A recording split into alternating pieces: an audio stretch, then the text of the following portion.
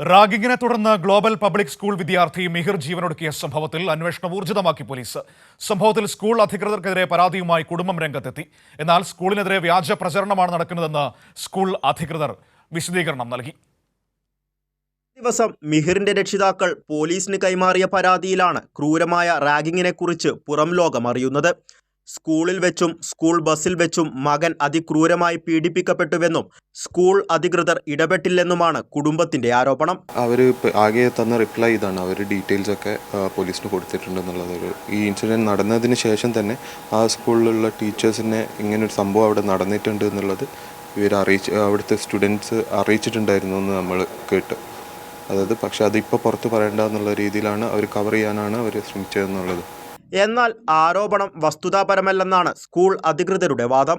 സ്കൂളിൽ വെച്ച് റാഗിംഗ് നേരിടേണ്ടി വന്നതായി മിഹിർ അധ്യാപകരോട് പരാതിപ്പെട്ടിട്ടില്ലെന്നും സ്കൂളിന് ഒന്നും മറച്ചുവെക്കാനില്ലെന്നും അന്വേഷണവുമായി പൂർണ്ണമായി സഹകരിക്കുമെന്നും സ്കൂൾ അധികൃതർ വ്യക്തമാക്കി. അന്വേഷണത്തിന്റെ ഭാഗമായി സ്കൂളിലെ CCTV ദൃശ്യങ്ങളടക്കം പോലീസ് ശേഖരിച്ചിട്ടുണ്ട്. ഈ മാസം 15-ാം തീയതിയാണ് മിഹിറിനെ ഫ്ളാറ്റിൽ നിന്നും ചാടി മരിച്ച നിലയിൽ കണ്ടെത്തിയത്. കൈരളി ന്യൂസ്, കൊച്ചി.